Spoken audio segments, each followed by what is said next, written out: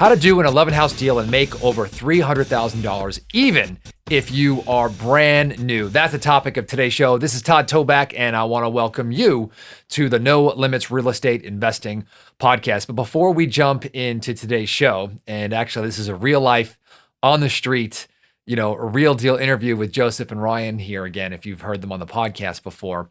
But if you have not been to our website, check out nolimitsrealestateinvesting.com/script. And there you can get a copy of the very same script that we used in our business to lock up over 1,300 deals, the same script that thousands of investors use across the country, the best investors to lock up deals every single day. So go to nolimitsrealestateinvesting.com/script to get your copy today. So Joseph and Ryan, welcome back to the show. Hey, Todd. Thanks for having us again. Thanks for having us. So I love the title of this. I know that you had casually written the title of it, of how to do build rapport with sellers, but I said, oh my gosh, there's so much more to this. Tell us about this 11 house package deal that you did, and then first of all, tell us how long you were in the business when you found it. Right? How far along were you? How'd you find it? And then let's talk about the transaction. Yeah, we were about 3 months in. This was a routine cold call. Lead came in and got a single family residence. And then it just kind of kept unpacking more and more deals.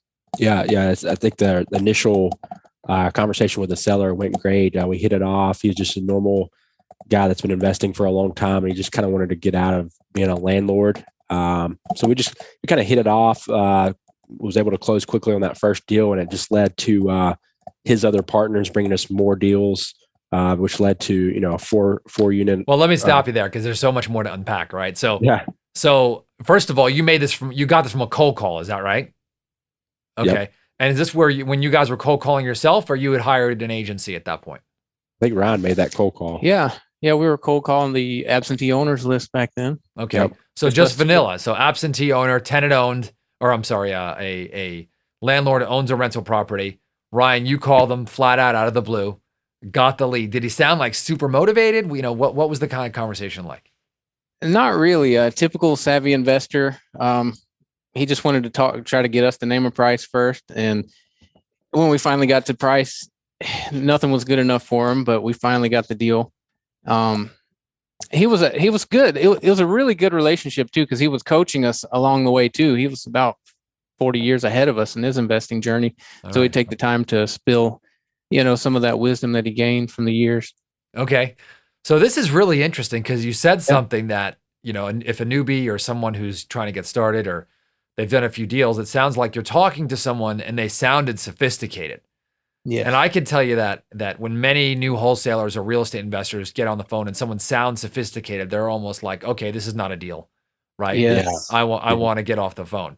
One of my rules is don't make assumptions, right? Yeah. Don't get off the phone too quickly, right? And if you feel like you're going in the wrong direction with a seller, ask a really, really tough question, right? Like I might have asked, like, hey, look, it sounds like you've got a ton of properties, right? And you've got no need to deal with someone like me, right? I might have asked that. But obviously you did something right. You built rapport, you stuck with it, and he rejected your initial offers on price. So how did you eventually come together on price on that first deal? I mean, it sounded like, he's throwing everything away. Well, that first deal, we compromised a little on price before we joined your coaching program, and we set a bar at a minimum of $25,000 per deal. Yeah. And we compromised in price. He saw that we could close, and that opened the door to get the rest of the deals. Yeah. I mean, I think we made $7K on that first deal, but it was back when, we thought $7K was a lot for a deal. And it just wasn't about the amount as what it led to. So. Okay. So the first deal, how much did you make on that?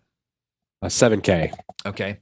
And then how did you find out about the second deal? Did he call you? You called him? What was the deal there? Yeah, it was one of our conversations. He just said, hey, I got a few more I'm wanting to sell. Why don't you take a look at these? And just started dumping address after address. And then the 4 unit, he had to speak with the partner involved, and they came to an agreement. Okay. So on those second and third, how much did you make? I mean, right now we're only at 7,000. So obviously we got to 300 somehow. Yeah. So it was, the first was a single family residence for $7K. Okay. The second deal was a 4-unit apartment complex that we made $55,000 on. Okay. And that we just got a call out of the blue from his partner and said, "Hey, Chris said that you did a deal with him. I got more properties." And then, that second deal was 55,000. And then the other single families came after that one. Okay. So that was a doozy. It was 55,000. Obviously you guys are feeling pretty good after that. Yeah. Oh yeah. Okay. Yeah, fired up. So now we got 62,000. Now we got a bunch of others. So then they dumped a bunch of single families on you. And so, I mean, did they give them to you at once or one at a time? How did that work? They gave us all to us at once. Some of those we still feel like we locked up too high, but we were able to find, buyers that were willing to, they wanted to get into the game. So it all worked out. Okay. So you wound up making $300,000 basically with one seller.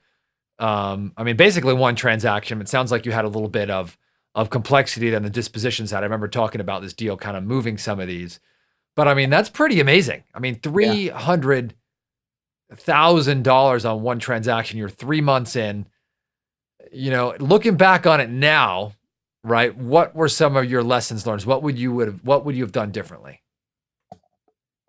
I definitely think, you hear a lot of talk out there in the coaching world about we're here to help people. That's our main objective. Mm-hmm. But, most of us are like, yeah, we're here in it to make big checks. But yeah, we want to make it a focus to help people. Also, don't treat the seller just like a way to get paid. Mm-hmm. Treat them like humans and have a conversation with them, just a normal conversation. And sometimes that'll open up some other doors you didn't even know were there.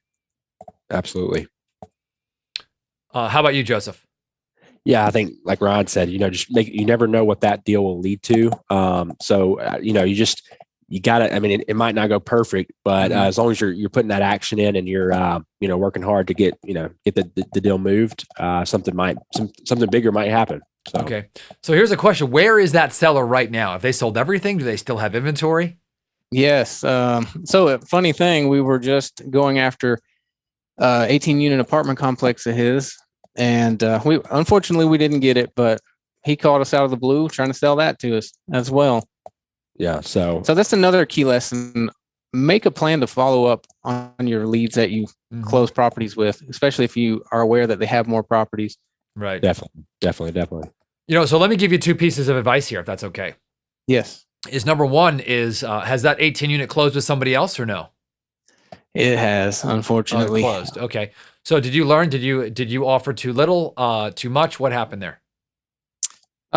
We were offering under an existing. We offered under an existing letter of intent they had on the table. Okay. Yeah, and I think it also goes into play. Like I think we didn't stay on his radar enough. Yes. Throughout the year, if we would have done that, we could have got the deal. Right. So. That's really, really, really. That's probably the biggest takeaway, right? Because follow up. Sometimes when we do a deal, right, we assume, we did 11 deals with this guy. Of course he's going to call us. Yeah. I can't tell you how many times we've done deals with real estate agents, and then all of a sudden, like, we didn't contact them for 3 months, and then all of a sudden they sold to another investor. I'm like, sorry, I forgot. Yeah. Yeah. The squeaky wheel gets the grease. Squeaky wheel gets the grease. Well, what an amazing deal. What I love about this, though, is that you guys were green. You make the cold call.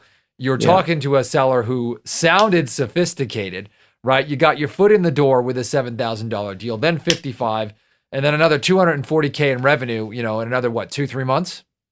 I think about 3-4 months, something like that. Okay. Mm-hmm. Man, great. I loved this interview. So Joseph and Ryan, I tell you what, I know if people want to joint venture with you, if they want to do deals or they have leads, they want to partner with you. These two gentlemen are in Birmingham, Alabama, and they have a joint venture program. They have a very, very strong disposition department. What does that mean? It means that if you need to get a property under contract and need help closing it, they can help you close it. If you have it under contract and you want the highest cash offer, they can help you do that. They have all the title companies and all the processes and all the real estate agents. We're basically going to handle everything A to Z. So reach out to them. What is that email address, Ryan? That's Angela at forwardinvestmentgroup.com. She's our operations manager and she can take care of you. Okay. So Angela at forwardinvestmentgroup.com. Yes. Okay.